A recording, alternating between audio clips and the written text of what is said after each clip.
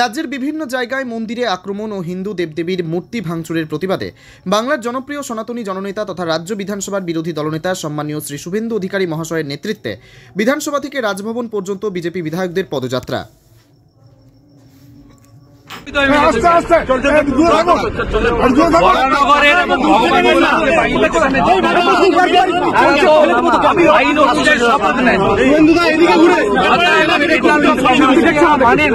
কিন্তু আমরা only opposition, no setting opposition. We must raise our voice. আমাদের করতে হবে এবং আমরা ঘরে বসে থাকতে পারি না। যেহেতু উচ্চ মাধ্যমিক পরীক্ষা আমরা মাইক্রোফোন ইউজ করতে পারবো না। আমরা সেই জন্য পিসফুল ডেমোক্রেটিক ওয়েতে আমাদের যে অবজেকশন, আমাদের যে অপোজিশন আমরা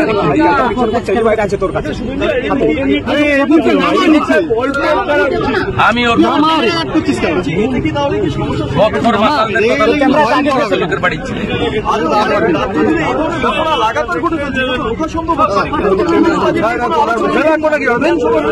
আজকে তো সোমবার ছিল, মুখ্যমন্ত্রী কি আজকে ওই ইউনিভার্সিটি গেছেন? আসেননি কেন হাউসে? ভাঙাগড়ার খেলা খেলছেন, বিজেপিকে ভয় পাচ্ছেন, প্রত্যেক দিন এমএলএদের বের করে দিচ্ছেন হাউস থেকে। কোন দিন হাউসে আসে না, কোশ্চেন অ্যান্সার। আজ সোমবার উনার ডেট ছিল, আসেনি। মার্শাল ডাকা হচ্ছে,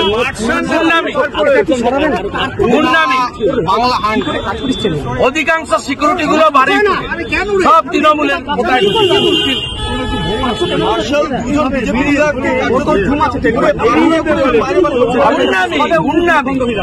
এই কাজটা ব্রিজেন্দ্র গুপ্তার সঙ্গে আম আদমি পার্টি করেছিল, তার ফল তারা ভুগছে।